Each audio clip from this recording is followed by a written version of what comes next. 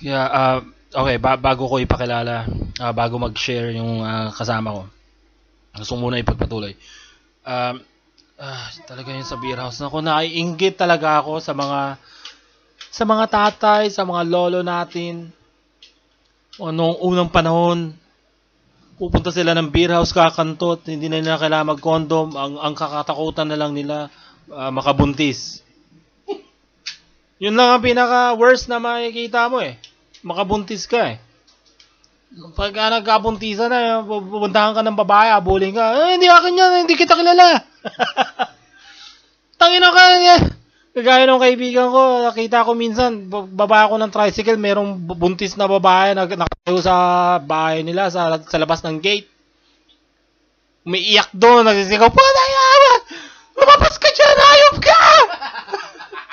Nagsisigaw na, lumabas ka dyan, walang iya ka! Sabi mo, tapos buntis, tapos namumukhaan ka, puta, parang ito yung dancer doon sa sa Kadies. Ito yung si Mafet. Yung minsan kasi pag pinapakilala ng mga DJ, di ba? Makikita mo pagka nagpunta ka ng beer house, no? Pag nagpunta ka ng beer house, yung DJ doon, ay boses DJ talaga. Good evening. Ganda yung mga boses eh. Good evening and welcome to Katie's. Ay, pag ako doon, sabi ko, okay itong mga DJ na to magkano bayad sa mga to? Ang gagaling mag-English Kasi yun, good evening and welcome to Katie's and here we go. Here we have Jessica. Minsan nalokohin nila nilaloko ka nila yung unintelligible na yung sinasabi nila. Sinasabi nila and now we have Jessica for a special dance. Jessica. Sabi putang inan na niloloko lang tayo nito Niloloko tayo ng mga putang inan to Tapos nakita, naalala ko nga yun si Muffet. Tumatak sa ulo ko Kasi may ginawa siya noon yung bote, no, yung nilalagyan ng 5 piso na papel pa no, matagal na kasi ito Papel pa na 5 piso nilalagay sa bote tapos ipapasok sa poke tapos hihigupin gagamitan ng muscle control yung pera akyat. Yan naalala ko, sabi ko patay yung barkada ko lagi niya kinakantot yun. Kasi nga yung Muffet na yun medyo veterano na, maraming kilala na mas nakakabatang babae. So yung barkada ko na yan, niloloko namin, uy, type ka nun, sige na para sa amin, ligawan mo yun. Ligawan niya para pag lumalabas kami, pupunta kami mga Tagaytay o kasama, Baguio, sinasama namin yung mga chicks. May chicks kami. At dinadala yung mga babae, yung mga bebot nun, mga talagang wala pa yatang 18 alam ko mali ito pero hindi. Saka ko na ipapaliwanag pero wala pang 18 dahil yung bulbul talagang hindi pa kasi pagka matanda na yung babae yung puke pinapaligiran na ng bulbul. Ito talagang kakaunti pa, wala pa masyadong bulbul. Talagang kukunti pa lang. Tapos mabango-bango pa yung puke yung mga matatanda kasi yung amoy na masangsang na yung amoy Pero yun, presko. Presko. Presko ba? Presko. Gano'n ka presko? Amoy pinipig. Ano bang amoy ng pinipig? Parang mabango na na naggulay. Parang pagka parang fresh. Parang lumpia. Yung pala yung naamoy ko araw-araw. Ayun, masarap. Okay, so saan na ba ako? Yun na nga yung mga chicks sa beer house. So, inaano ko talaga na nakakahinayang.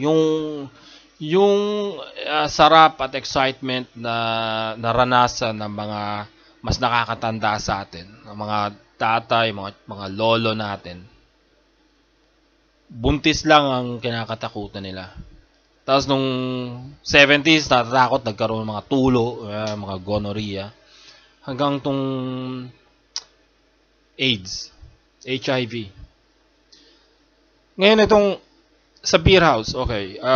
Sabi ko nga, sinabi ko nga sa inyo, ang AIDS, HIV. Sabihin na lang nating AIDS, wag na tayong magkunwari pa.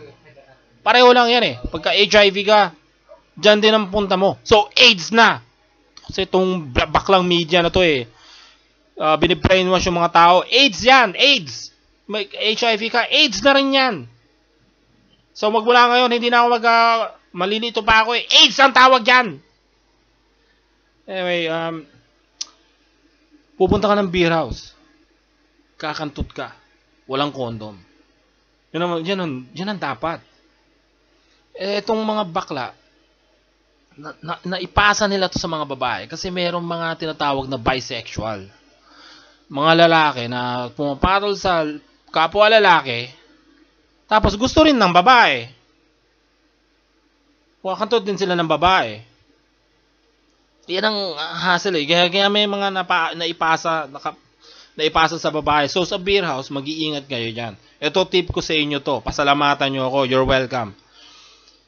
Huwag kayong lalapit sa babae na malapit sa mga macho dancer.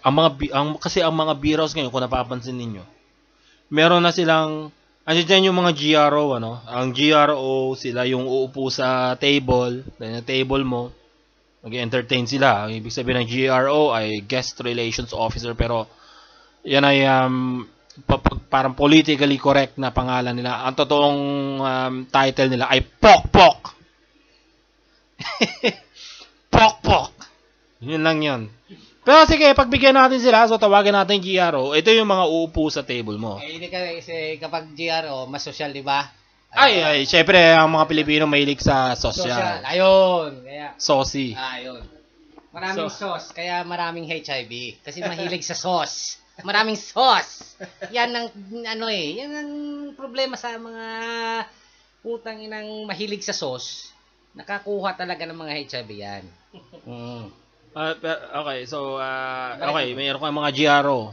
So, sila yung uupo sa table.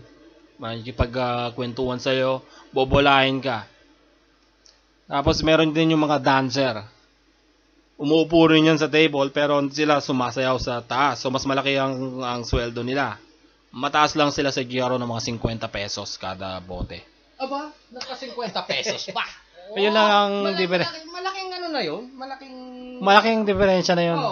So, 50 pesos. Pero may mga sumasayaw. So, yan, yung mga sumasayaw, yan, yung mga naguhubad. Meron din mga babae na sumasayaw na hindi naguhubad, tapos meron yung naguhubad.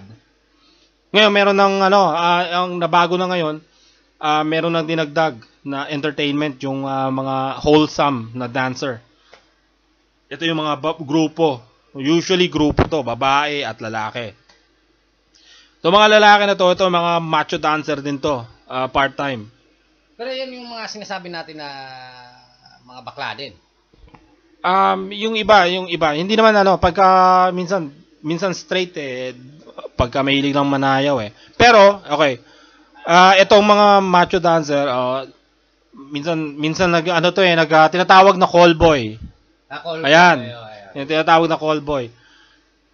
Yung mga makikita sa Quezon City Circle, makikita mo yan dyan, patayo-tayo, mga mukhang gago. Mga may buhok na kagaya nung kay Dieter Ocampo. Mga Dieter Ocampo na buhok. Pare-pareho sila ng gupit pumapatol sa bakla, nagpapatumbong, tinutumbungan sila, pagka binayaran sila, at tutumbungan din nila yung bakla. Kaya dyan sila nagkakaroon ng AIDS. Yung mga tarantadong yan. At ngayon yung mga tarantadong yan, dahil syempre trabaho nila callboy, papatol sila sa bakla kasi may bayad, kapalit ang bayad, pera. Pero may asawa at kung babaero, merong chicks din.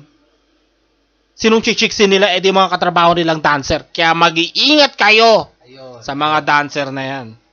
Nag-iisa lang yan. Diyan nahahawa ang mga babae. At diyan nahahawa ibang mga lalaki na paano nangyari yun?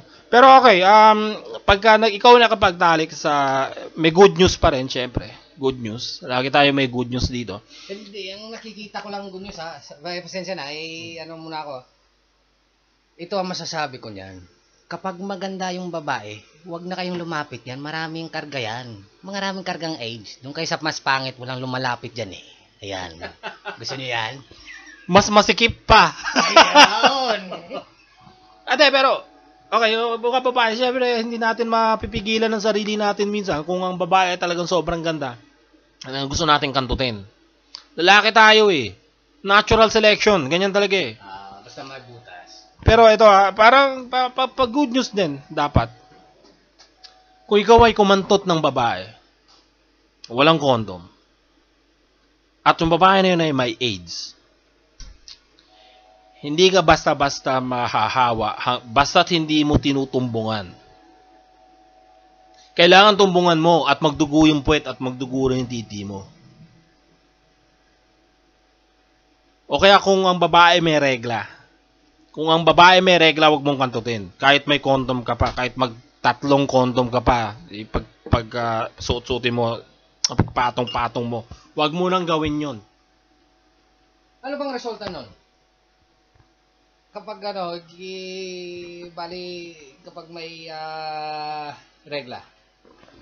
Pwede kang magka-AIDS kung ang babaeng may regla na kinantot mo ng walang condom ay may AIDS. Ganun ang resulta nun. Yun. Wag na kayong magdinuguan yan. Pero yun nga lang yung risk, ano. Tsaka isa pa, kailangan yung titi mo may sugat. Di ba? Kailangan may sugat ang titi. So, check mo lang yung titi po. Bago ako pumunta ng beer house, lagi kong chinecheck yung titi ko kung may mga sugat. Kasi, ano yun eh. Protection. Kaya kapag huwag kayong magpatsupa sa mga GR, ano ba yan? GR. Hindi. Okay lang. Kasi masusugatan ka din eh. Ay, kung may pangil yung... Ayun! Mga yan eh, mga gutom na vampira yan eh. Mahilig kumain eh. Pagka kinagat ka, sakalin. Pero, yun nga lang. Sinasabi ko, heterosexual sex ay safe. Kahit ano pang sabihin nila. May nahawa lang kung ang babae may sakit, may AIDS, at minalas ka, natsyempohan ka, na may regla, o may sugat yung puki, at yung titi mo may sugat din. Pero kailangan magtugmayan lahat para ka magkasakit. Meron kang 99% na tsansa na hindi ka mahawa. Pero ang bakla, magtumbungan yan at isa sa kanila mayroong sakit, sure ball yan. Itaga nyo sa bato, sigurado sa pagsikat ng araw bukas, pagtilaok ng manok sa umaga, mangyayari ang mga bakla na yan. Yan ang nga sinasabi ko, yung gay media na yan, dinidistort nila ang katotohanan. Iniiba nila ang katotohanan para malinis sila. Pinoprotektahan nila sarili nila. Ngayon, tinan mo, well-entrenched na, sabi ko nga kanina, well-entrenched na ang mga bakla sa media. Nawala na yung mga kagaya ng mga movies noong 80s na kagila Roderick Paulate, yung mga bakla, yung mga butt end ng jokes, yung mga bakla, yung mga pinagtatawanan, yung mga She-Man, yung kay Joey De Leon, yung mga bakla nila, yung Believe It Gays, mga movie na yun, hanapin nyo, nasa YouTube yan, nakakatawa. Believe It Gays, wala na yung mga ganong pelikula, mga Pacifica, Falayfay, kay Dolphy. Kasi para sa mga bakla nakaka-degrade yan. Ngayon yung mga bakla may mga matataas sa posisyon na sa mga network, sa mga studios eh. Kinokontrol na nila. Sasabihin nila, no, hindi namin na-aprobahan yung ganyang klaseng pelikula. Dapat ang bakla ay hero at sila ay dapat tularan. Ang mga lalaki ay dapat magbakla. Dahil kami na ngayon ang naka-inherit ng Pilipinas. Kaya tinan mo ngayon ang Pilipinas, wala nang mga armas, wala nang barko de guerra, wala nang mga tangke, wala nang mga aeroplano. Ngayon yung mga isla natin, kinukuha na ng China kasi alam ng China na ang society ng Pilipinas ay nagka-crumble na dahil sa kabaklaan. Kung gusto natin mabawi yung yung mga mangingisda natin, wala tayo na mapuntahan makapagpangisda sa taguwa ng pagkain. Wala tayong barko. Paano natin kikirahin yon? Pumunta tayo doon sa Spratlys. Puntahan natin yung China. Magdala tayo ng bayaw. Bigyan naman ng isda. Ito yung bayaw. Rainbow na bayaw natin. Yan na magagawa natin ngayon eh. Dahil alam na ng China, alam na ng buong mundo na naguho na ang foundation ng bansa natin. Tapos na ang Pilipinas. Tapos na tayo. Bakla na tayong lahat. Kaya dapat sa atin sabay-sabay na lang tayo magsindi ng granada. O tsaka dinamita ba? Sabay-sabay na lang tayo. Kung totoo yung nasa Biblia, yung Sodom and Gomorrah, sana umulan na ng apoy. Tama, tapos na tong Pilipinas. Bakla na to eh.